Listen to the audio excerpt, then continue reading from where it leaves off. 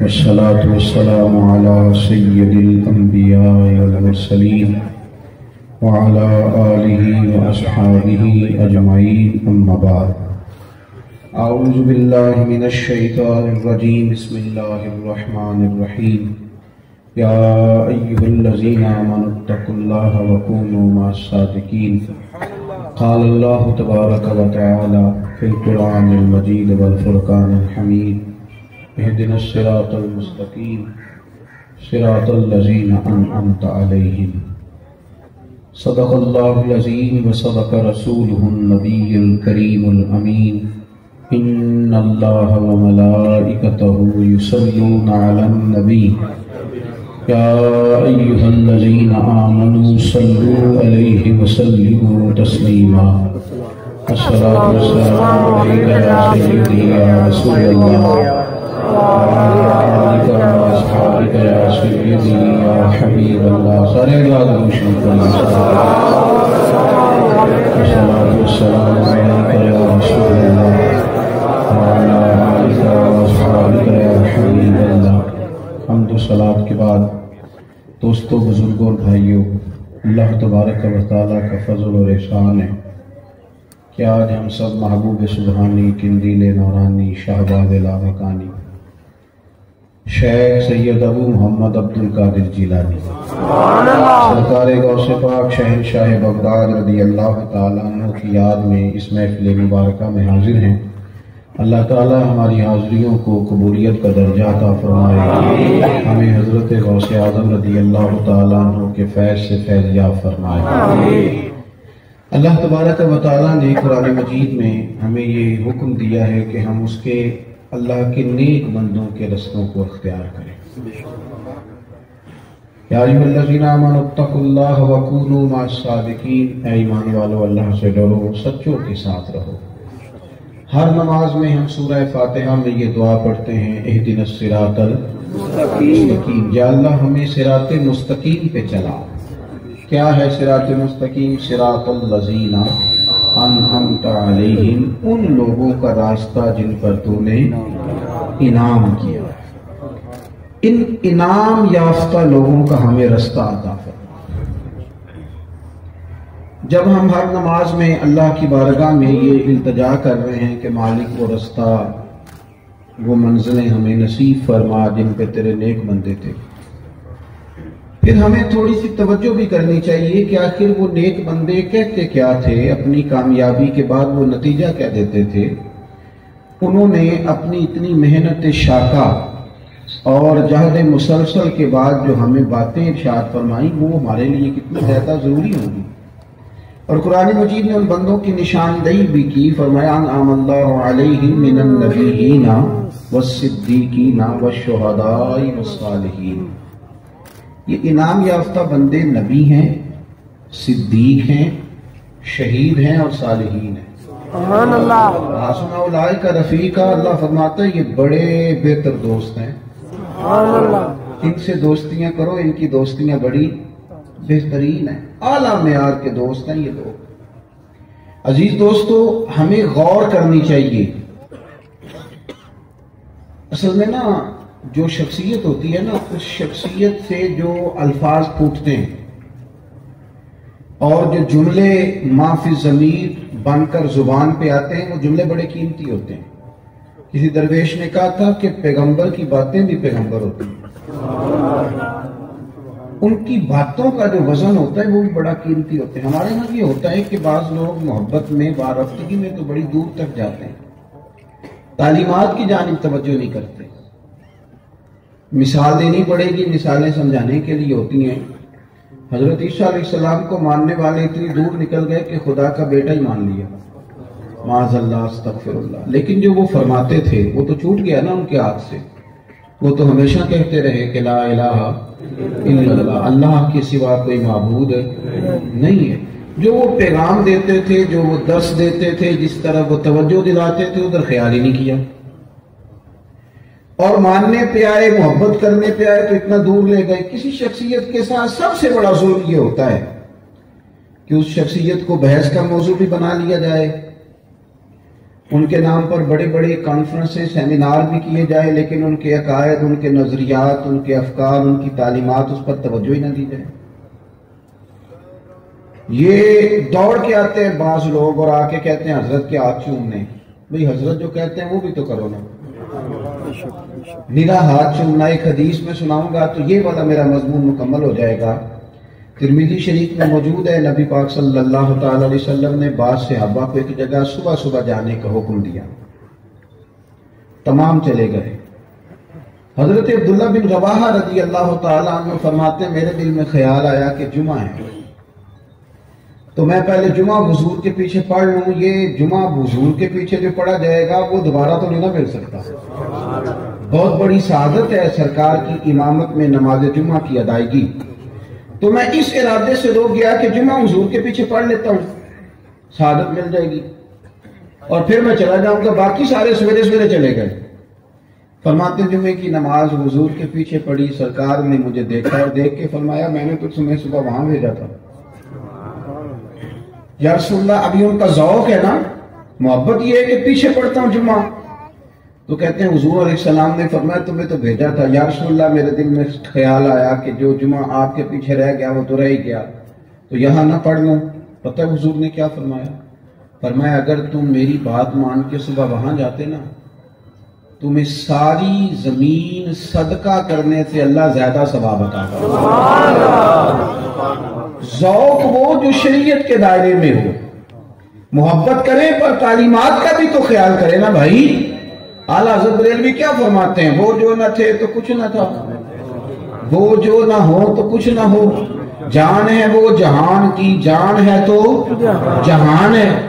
لیکن ساتھ اور بھی ایک بات کرتے ہیں، کہتے ہیں پیش نظر ہے وہ نو بہار اور سجدے کو دل ہے بے قرار، پر روکیے سر کو روکیے، یہی تو امتحان ہے۔ ذوق تو کہہ رہا ہے یہ کام کریں، پر کرنا وہ ہے جس کا حضور نے ہمیں پابند کر دیا ہے، اس سے آگے پیچھے ہو سکتے نہیں۔ ایک شاعر نے کہا تھا کہ جب تیرا حکم ملا ترک محبت کر دی، انہیں کہا نہیں کرنی، تو ہم نے کہا چلو پھر نہیں کرنی۔ جب تیرا حکم ملا ترک محبت کر دی، دل مگر اس قدر دھڑکا کہ قیامت کر دی، اور اب تو دشمن کی اداؤں پہ بھی پیار آتا ہے، تیری الفت نے محبت میری عادت ہی کر دی، تو نفرت کی ہی نہیں جاتی ہم سے۔ تو بات مانیں، تعلیمات پر عمل کریں۔ ہمارے بزرگ کیا فرماتے ہیں، ہمارے بزرگوں کا ہمارے بارے میں کیا مشورہ ہے، وہ مشورہ قبول کریں۔ حضرت غوث پاک رضی اللہ تعالیٰ عنہ اولیاء اللہ میں اتنا بڑا مقام رکھتے ہیں، اتنا بڑا کہ غوث اعظم درمیان اولیاء، کیوں محمد درمیان انبیاء۔ حضرت غوث پاک رضی اللہ تعالیٰ عنہ کا ولیوں میں وہی مقام ہے جو مدینے والے محبوب کا نبیوں میں مقام ہے۔ تو اب دیکھنا تو یہ ہے کہ وہ شخصیت ہمیں کیا مشورہ دیتی ہے، ان کا ہمارے بارے میں کیا کہنا ہے۔ تو چند ایک ارشادات آج میرے خیال میں آیا کہ میں حضرت غوث اعظم کے آپ کے سامنے رکھوں۔ حضرت غوث پاک رضی اللہ تعالیٰ عنہ فرماتے مخلص ہو جاؤ، جو کرو اللہ کی رضا کے لیے کرو۔ حضور مخلص بندے کی علامت کیا ہے؟ تو آپ فرماتے ہیں اس کی علامت یہ ہے کہ وہ مخلوق کی تعریف اور تنقید سے بے نیاز ہو جائے، وہ یہ چھوڑ دے کہ بندے میری تعریف کر رہے ہیں کہ میرے اوپر تنقید کر رہے ہیں، اس سے اوپر اٹھ جائے۔ کرے کیا؟ بندے تعریف کرتے ہیں یہ تنقید کرتے ہیں، یہ مزاج نہ بنائے، بس یہ دیکھے کہ میں جو کر رہا ہوں اس سے میرا رب راضی ہے کہ نہیں۔ مخلوق کی مدح و ذم سے اوپر نکل جائے۔ اور آپ فرماتے ہیں نعمت کے لیے کبھی کام نہیں کرنا، یہ پیسہ مل جائے، یہ انعام مل جائے، یہ چیز مل جائے، نعمت کے لیے کام نہیں کرنا، نعمت دینے والے کے لیے کام کرنا۔ تم اس طرح سفر کرو جو نعمت، اور یہ بڑا باریک نقطہ غوث پاک نے ہمیں ارشاد فرمایا ہے۔ محمود غزنوی نے نا یوں دروازے کھول دیے سارے خزانوں کے اور کہنے لگا کہ جو جس پہ ہاتھ رکھے گا وہ شے اسی کی۔ کسی نے ہیرے پہ ہاتھ رکھا، جواہرات پہ رکھا، نوٹوں کے تھیلے پہ رکھا، کسی نے کہیں رکھا، ایاز نے پیچھے سے اٹھ کے محمود کے کندھے پہ ہاتھ رکھا۔ تو محمود کہنے لگے یہ کیا بات ہوئی؟ کہنے لگے اپنے وعدے پہ پکے ہونا، جو شاید جس پہ ہاتھ رکھے وہ اسی کی ہو جائے گی۔ تو بس پھر میں نے بھی جہاں جو چیز مجھے چاہیے تھی، محمود کہنے لگے تو سیانہ نکلا ہے، باقیوں نے خزانے چاہے ہیں تو انہیں خزانے والا چاہا ہے۔ تو حضرت غوث پاک فرماتے ہیں کہ نعمت کے پیچھے بھاگنے سے بہتر ہے نعمت والے کی طرف دیکھ۔ اگر خلاق عالم راضی ہو گیا تو وہ یرزقہ من حیث لا یحتسب، وہ تو وہاں سے دے دے گا کہ تیرا کبھی گمان بھی نہیں گیا۔ ہم نا دینی لوگوں سے بھی گزارش کروں گا، لوگ شاباش دیں تو بندے کام اور کرتے ہیں، لوگ تھوڑی تنقید کر دیں تو بندے رک جاتے ہیں، یہ تو نہ کریں میرے بھائی۔ مخلوق کی مدح و ذم میں کیا رکھا ہے؟ بڑے سارے لوگ ہیں جن کو لوگوں نے کوئی بہت بڑا ولی اللہ نہیں جانا۔ میں اکثر کہتا ہوں کہ نبیوں کے ساتھ بڑی بڑی فوجیں نہیں چلی، 4-4 5-5 لوگوں نے کلمہ پڑھا پر نبی کامیاب ہو کے گئے، اس لیے کہ جو ڈیوٹی وہ کرنے آئے تھے وہ ڈیوٹی انہوں نے پوری دی۔ تو حضرت غوث پاک رضی اللہ تعالیٰ عنہ ارشاد فرماتے ہیں کہ یاد رکھو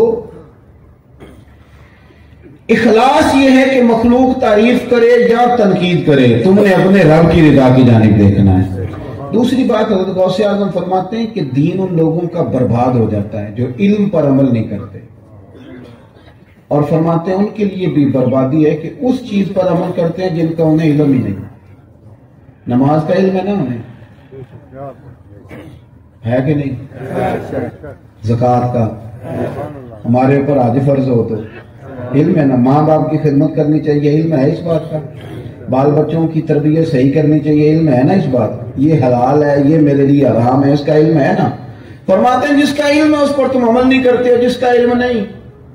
بعض لوگوں کو معرفت چاہیے، وہ بڑی بڑی گہری باتیں کرتے ہیں، اللہ کے بندے معاذ اللہ نماز روزے سے دور ہے اور کہتے ہیں میں تمہیں بتاتا ہوں بڑی معرفت کی بات، بھائی اس کا تو تمہیں علم ہی نہیں، جس کا علم نہیں اس کے پیچھے بھاگتے ہو، جس کا پتہ ہے وہ تو پہلے کر لو۔ حضرت غوث پاک فرماتے ہیں جس کا علم ہے اس پر عمل کر اور تو آگے بڑھ۔ کتنی باتیں سنی، کتنی تقریریں سنی، کتنے جمعے پڑھے، عمل کب کرنا ہے، آگے کب بڑھنا ہے؟ آخر کوئی ایسا وقت آئے کہ جب ہم عمل کا رستہ اختیار کریں۔ تو آپ فرماتے ہیں کہ جو تم نے سیکھ لیا اس پر عمل کرو۔ تیسری بات حضرت غوث پاک رضی اللہ تعالیٰ عنہ فرماتے ہیں تمہاری پرکھ کے لیے، تمہیں جانچنے کے لیے آزمائش بڑی ضروری ہے۔ آپ فرماتے ہیں اگر آزمائشیں نہ ہوتی تو سارے لوگ عابد زاہد ہی ہوتے۔ یہ جو رب آزمائش ڈالتا ہے نا، دن ہوتے ہیں، دن نفع آنے کے بھی دن ہوتے ہیں اور کچھ دن آتے ہیں جن میں نقصان ہونا ہوتا ہے۔ ہمارا یہ مسئلہ ہے کہ ہم میٹھا میٹھا قبول کرنا چاہتے ہیں اور کبھی کڑوا آ جائے تو اس پر ہم تیار نہیں ہوتے۔ آزمائش کے لیے ذہنی طور پر تیار رہنا۔ حضرت غوث اعظم فرماتے ہیں یہ تمہیں اللہ کے قریب کرے گا۔ ایک وقت آتا ہے، ایسا نہیں کہ آپ تدبیر نہیں کرتے میرے بھائی، ایک ٹائم آ جاتا ہے جب آپ کا سایہ بھی یوں لگتا ہے کہ پیچھے ہٹ گیا، جب آپ کو محسوس ہوتا ہے کہ سارے دروازے بنے ہوئے ہیں پر میرا کہیں ہاتھ ہی نہیں لگ رہا۔ آپ نہ کرنا دیں کہ دوست بے وفا ہو گئے، آپ نہ یہ گمان کریں کہ میرے اپنے مجھے چھوڑ گئے، بس سمجھیں یہ میرے اوپر آزمائش آئی ہوئی ہے۔ اور جب دن ٹھیک ہو نا تو مٹی بھی سونا بنتی جاتی ہے۔ حضرت ابو یحییٰ ایک درویش تھے تو کوئی الزام لگ گیا، مخلوق بڑی ڈیڈی ہے نا جس پہ مرضی الزام لگا دے، الزام لگ گیا، حالات خراب ہو گئے، لوگوں نے روڑے مارنے شروع کر دی۔ پہلے لوگ نعرے لگاتے تھے، ہاتھ چومتے تھے، اب روڑے پڑ رہے ہیں۔ اللہ تعالیٰ اپنی خفیہ تدبیر سے بچائے، ہماری پردہ پوشی فرمائے۔ روڑے پڑ رہے ہیں، ہر بندہ جو گزرتا ہے روڑے ہی مارتا ہے، روڑے لگ رہے ہیں۔ حضرت ابو بکر شبلی گزرے، ان کو بات کا پتا تھا، انہوں نے ایک پھول پھینکا حضرت ابو یحییٰ کی طرف، تو حضرت ابو یحییٰ نے اٹھا کے نا پھول تو واپس کر دیا، کہنے لگے شبلی سنبھال کے رکھ، آئیں گے دن بھی پھول کھانے والے، پر آج کل تو روڑے کھانے والے دن ہیں۔ دن چونکہ ہمارے اوپر روڑے کھانے کے لہذا ان دنوں میں اچھے بھی روڑے ہی لگتے ہیں، تو اس طرح کر کے تو اب پھول کا فائدہ کوئی نہیں، دن روڑے کھانے۔ او میرے عزیز، اگر مالک کرم کرے تو قبول کرتے ہیں، اگر اولاد دے تو قبول کرتے ہیں، اگر وہ دولت دے تو قبول کرتے ہیں، تو اگر وہ آزمائش دے، اگر کبھی وہ کہے کہ تھوڑے دن تمہارے اوپر سختی کے بھی ہیں، تو پھر جین جان دا کچھ وسا نہیں ہو، اے جان یار نو دے تے آزاد ہو جا، اسے دل دے ہیں فساد سارے، دل بر نو دے تے شاد ہو جا، جو رکھے عبادت رو بسدا، کہ جدو کرے برباد برباد ہو جائے. جب وہ کہے تیرا ٹائم ہے یہ تو پھر یہ بات بھی ماننا. آزمائش کو بھی قبول کرنا. دکھ قبول محمد بخشا راضی رہن پیارے. تھوڑا سا قبول کریں آزمائشوں کو, بھوک کو, تکلیف کو. تھوڑا سا اس کے لیے بھی ذہنی طور پر اپنی منصوبہ بندی کریں. اپنی اولاد کا بھی یہ ذہن بنائیں کہ یہ اللہ کی طرف سے ہے. حضرت ایاز, یہ لاہور بڑا خوش قسمت ہے نا, ایاز بھی یہی رہتے ہیں لاہور میں. تو ایاز بیٹھے ہوئے تھے, محمود جو تھے وہ کنوں کھا رہے تھے, تو انہوں نے الگ الگ ٹکڑے اس کے کیے. پہلا دیا ایاز کو, ایاز گھٹ گھٹ کر کے کھا گیا. دوسرا ٹکڑا مالٹے کا, کنوں کا, محمود نے اپنے منہ میں رکھا تو تھوک دیا. کہنے لگو ہو اتنا کڑوا, تو کیسے کھا گیا؟ تو ایاز ہنس پڑا. کہنے لگا بادشاہ تیرے ہاتھوں سے ہمیشہ میٹھے ہی کھائے ہیں, پہلی دفعہ کڑوا آیا تھا, اگر تھوک دیتا تو کوئی مزہ تو نہیں تھا. تو جن ہاتھوں سے میں نے ساری زندگی میٹھے کھائے, خدا نعمتیں دے تو کیا بات ہے. لیکن لوگوں کا یہ حال ہے کہ منٹ میں شکوہ شروع کر دیں. ایک منٹ میں, ابھی پورے 6 ماہ نہیں ہوئے تکلیف آئی اور کہتے ہیں حضرت حال ہی کوئی نہیں, بس گئے کام. تھوڑا سہنا سیکھیں. دکھ قبول محمد بخشا راضی رہن پیارے. تکلیفیں جب اس کی طرف سے آئیں, اس کی طرف سے جب آزمائشیں آئیں, جب وہ چاہے کہ کچھ دن اپنے بندے کو آزمایا جائے. اور یہ بھی علامت محبت ہوتی ہے. میں نے نا اپنے احساس سے ایک دفعہ پوچھا, کچھ لوگوں کو آپ اٹھ کے ملتے ہیں, پیار بھی کرتے ہیں, اور کچھ سے صحیح سلام بھی نہیں لیتے. تو فرمانے لگے تو بڑا دھیان رکھتا ہے, یہ خاص بات ہی تو نے پوچھ لی ہے. میں نے حضور اس کو تو کھولیں. فرمانے لگے کچھ بندے نا اپنے ہوتے ہیں, انہیں منہ نہ بھی لگاؤ تو انہیں جانا نہیں. جوتے بھی پڑے تو اپنا ہے تو اس نے چھوڑ کے تھوڑا جانا ہے. اس کی ٹینشن لینے کی ضرورت. بندے کو پتا ہوتا ہے روٹی نہ بھی دی تو ادھر ہی ہے, ہمارا جو ہوا. اور کچھ ایسے ہیں جن کو پروٹوکول نہ دو تو بھاگ جاتے ہیں. وہ کہتے ہیں دیکھو جی میں آیا, میں نے پوچھا ہی نہیں. فرمانے لگے یہ بیگانے لوگ ہوتے ہیں جس کو کہا تھا نا بابے بلے شاہ صاحب نے, راتی جاگے تے شیخ صدا میں, راتی جاگ دے کتے تیتھوں کتے. اور یہ شیر جان ہے. فرمانے لگے وہ مالک دا در مول نہ چھٹ دے, پاندے مارو 100 جتے. اللہ کرے آپ سمجھے. وہ مالک دا در مول نہ چھٹ دے, پاندے مارو 100 جتے. رکھا سکھا کھا دنے جا رکھاں وچ ستے, تیتھوں اتے ایک برکی دا قدر پچھانن, پاویں مالک ہون ستے تیتھوں اتے. اٹھ بلیا چل یار منا لے, نہیں تے بازی لے گئے نہیں کتے, نہیں تے بازی لے گئے نہیں کتے. حضرت غوث اعظم فرماتے ہیں یہ آزمائش بتائے گی کہ تیرا رب سے پیار کتنا ہے. یہ آزمائش بتائے گی کہ تو اللہ کے قریب کتنا ہے. چوتھی بات حضرت غوث پاک کی, سمجھ آ رہی ہے میری باتوں؟ مجھے ان کی کرامتیں بھی آتی ہیں کافی ساری, میں نے پڑھی نہیں. غوث پاک کی کرامتیں تواتر کے ساتھ. مجھے حضرت غوث اعظم کے بارے میں کس کس بزرگ نے کیا کہا وہ بھی آتا ہے. اعلیٰ حضرت نے جو اشعار لکھے وہ بھی آتے ہیں. حضرت سلطان بہو نے جو کہا نا, شہر بغداد دے ٹکڑے منگساں تے کرساں میرا میرا, مجھے آتے ہیں. لیکن میں یہ چاہتا ہوں کہ جو وہ ہم سے چاہتے تھے اس پر کیوں نہ بات کی جائے. جو چاہتے تھے کہ لوگ اس طرح کے بنے اس پر کیوں نہ کلام کیا جائے. ان کی چاہت کو کیوں نہ دیکھا جائے. تھوڑی دیر کے لیے ایسی باتیں کرنا جن میں کانوں کا لطف زیادہ ہو وہ تو اپنی جگہ پہ, لیکن ان کی تعلیمات, ان کے افکار, میں جو بات کرنے لگا ہوں اسے دل کے کانوں سے سننا. حضرت غوث پاک فرماتے ہیں میں نے 40 سال دین پڑھایا ہے, 40 سال ریسرچ کی ہے, تحقیق کی ہے, 40 سال. لیکن آپ فرماتے ہیں میں نے بڑے بڑے نیک اعمال دیکھے, بڑے عمل ہیں جو اللہ کے قریب لے جاتے ہیں, اور میں نے دیکھا ہے بھوکوں کو روٹی کھلانے سے زیادہ کوئی عمل ایسا نہیں جس سے رب جلدی راضی ہوتا ہے. کھانا کھلاؤ, دنیا آوے کھا کھا جاوے راضی ہوئے گلا. کھانا کھلاؤ لوگوں کو, کھانا. غوث اعظم فرماتے ہیں 40 سال کی ریسرچ کا نچوڑ ہے کہ تیرے دروازے سے کوئی بھوکا نہ جائے. یہی ہے ذوق عبادت کی انتہا ساگر, او غم حیات کے ماروں کا احترام کرو، غم حیات کے ماروں کا چلیں یہ تو ساگر ہے نا، تو اقبال تو کہتے ہیں خدا کے بندے تو ہیں ہزاروں، بنوں میں پھرتے ہیں مارے مارے، میں تو اس کا بندہ بنوں گا جس کو خدا کے بندوں سے پیار ہوگا۔ حضرت غوث پاک فرماتے ہیں بھوکوں کو، میرے نبی پاک علیہ السلام نے فرمایا، اور یارو سننا، میں آپ سے عرض کروں، کچھ لوگ ایسے ہیں، کچھ لوگ، میں گھر میں بیٹھا تھا، کسی دعوت پہ گیا ہوا تھا، تو باورچی خانہ بالکل کونے میں تھا، میرے اپنے عزیز تھے، قریبی تعلق تھا، تو وہ ان کی کام والی کرنے لگی کہ یہ آپ نے جو چیزیں تلنی تھیں وہ تل لی ہیں، تو یہ گھی کا کیا کرنا ہے؟ تو گھر والوں نے کہا کہ اس کو آپ پھینک دیں، تو کہنے لگے اگر آپ اجازت دیں تو میں لے نہ جاؤں اسے۔ میں اندر کھانا کھا رہا تھا تو میرا تو لقمہ گر گیا، میں نے اس شخص کو آواز دی، میں نے کہا کہ مہربانی کرو اس کی تنخواہ ڈبل کر دو، اللہ تمہیں اور دے۔ کہنے لگے کیا ہوا؟ میں نے کہا یار تم سمجھے نہیں بات کو، غریبی یہاں تک لوگوں، کچھ لوگ ایسے ہیں جو کھا کے بیمار ہو گئے، ان کو میرے کے ڈاکٹر کی ضرورت ہے، اور کچھ ایسے ہیں جن کے بچے بوٹیوں سے لڑائی کر رہے ہیں کہ ابا گوشت کھانا، کچھ لوگ ایسے ہیں جن کی گلی میں کوئی چیز بیچنے والا آ جائے تو اماں باہر جا کہتی ہے بھائیا غصہ نہ کری، ذرا بند کر لے ٹیپ، میرے بچوں نے سن لیا تو پیسے کوئی نہیں۔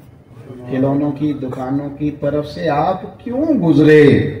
یہ بچے کی ضد ہے، یہ سمجھوتا نہیں کرتے۔ میں نے یہ انداز دیکھیں، میں نے اپنے گھر میں، اپنے محلے میں یہ رنگ دیکھیں، غریب کا بھلا کرنا۔ یہ بندہ امیر ہو جاتا ہے، وہ امیروں میں اٹھتا بیٹھتا ہے، اسے کوئی درد نہیں رہتا، تو کہتا ٹھیک ہے کدھر ہے غربت؟ کیسے فیکٹری کا مالک آپ کو بتائے گا کہ گھر میں گھی کا مسئلہ ہے؟ وہ کہ اس کا یہ مسئلہ ہی نہیں، اس کا مسئلہ پیٹرول ہے، اس کا مسئلہ درام، یہ جو ڈیوٹی لگ گئی آنے جانے پہ، یہ اس کا مسئلہ ہے، اس کا مسئلہ چینی نہیں ہے۔ چینی تو اس باپ کا مسئلہ ہے جو رات کو یہ پوچھ کے چائے پیتا ہے کہ اگر تو بچوں کے صبح دودھ کے لیے چینی ہے تو چائے بنا دو ورنہ رہنے دو، اس کا مسئلہ ہے چینی۔ امیروں کا کیا مسئلہ ہے؟ گندم امیر شہر کی ہوتی رہی خراب، اور بچی کسی فقیر کی فاقے سے مر گئی۔ میرے غوث پاک فرماتے ہیں بھوکے کو روٹی کھلا، میں نے 40 سال تحقیق کی ہے، اور میرے نبی کریم علیہ السلام فرماتے ہیں جس نے بھوکے کو روٹی کھلائی ہوگی نا، اللہ اس غریب سے کہے گا جس نے تجھے روٹی کھلائی تھی اس کا ہاتھ پکڑ کے جنت میں لے جا۔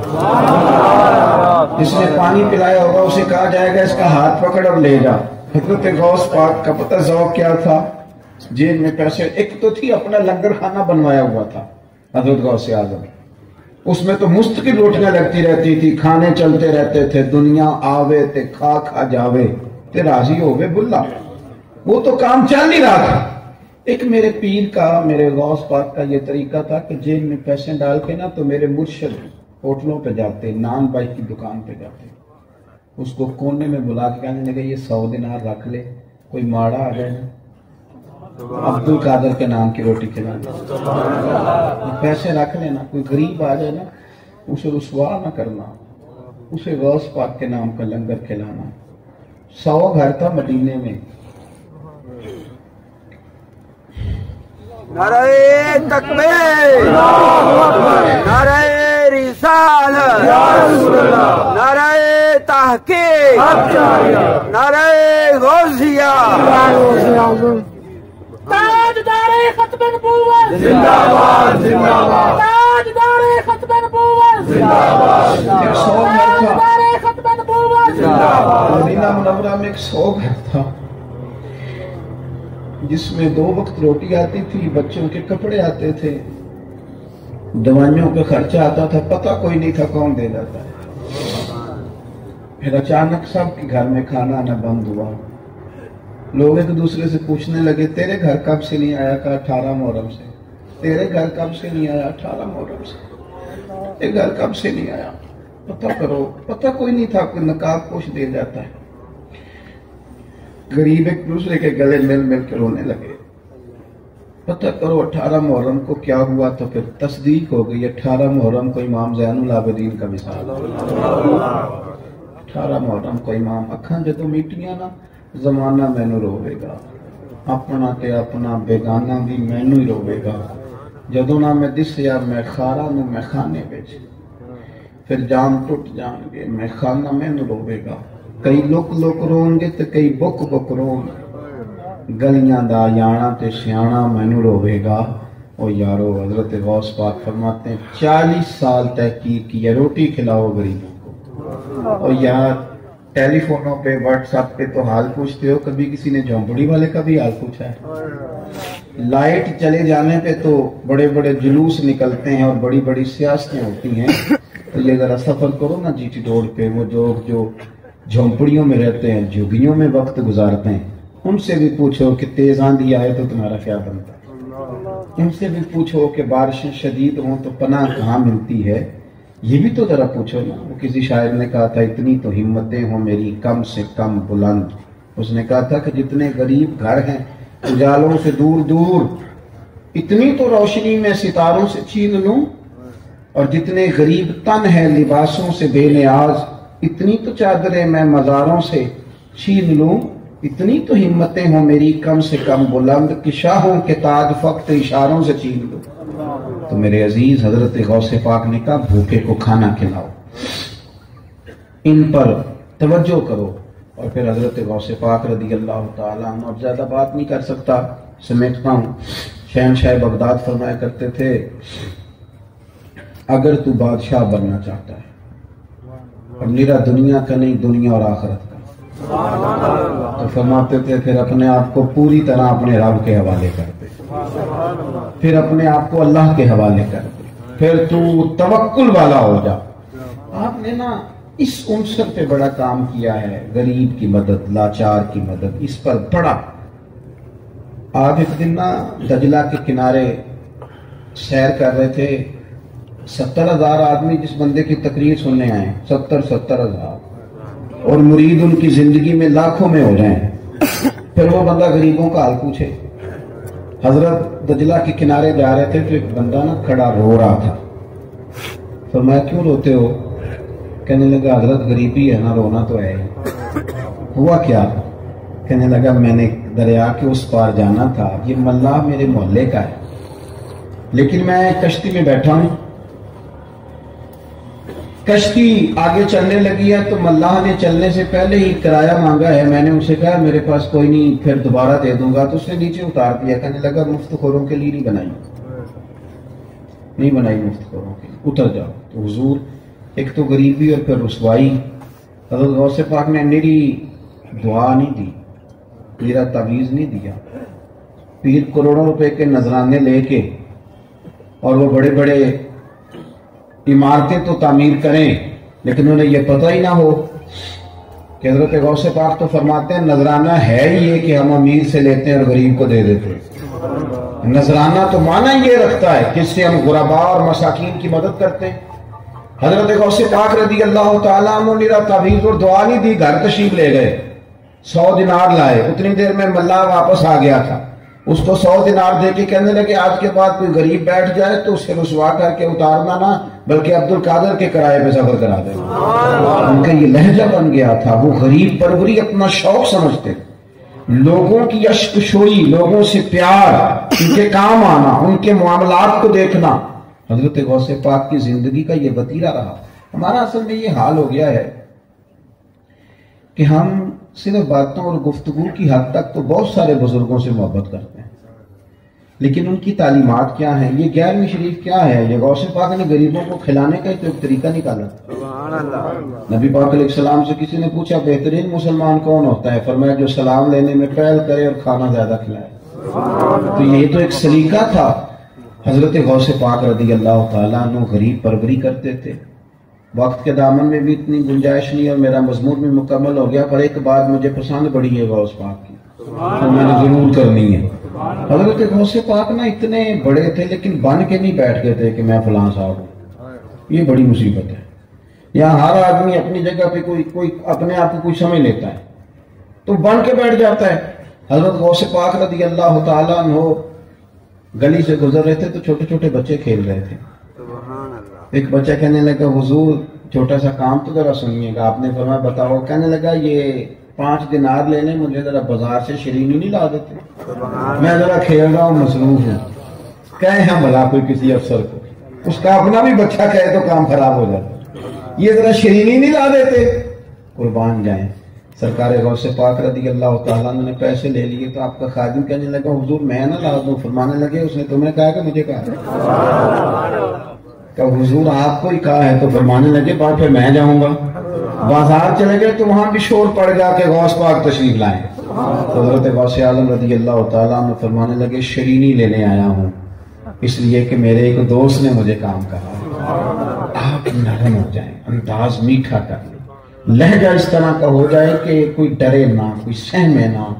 آپ سارے کام ہی ہو سکتے ہیں، آپ چپ کر کے بیٹھ جائیں، کوئی بندہ بات ہی نہیں کرے گا کہ پتہ نہیں کیا ٹینشن ہے، آپ بولیں، تھوڑا مسکرائیں، کسی کے لیے آپ کی طبیعت اس طرح کی ہو کہ لوگ آپ کے اندر اپنائیت محسوس کریں، آپ کے پاس آنے والا، بیٹھنے والا، آپ سے تعلق رکھنے والا کوئی گھٹن محسوس نہ کرے۔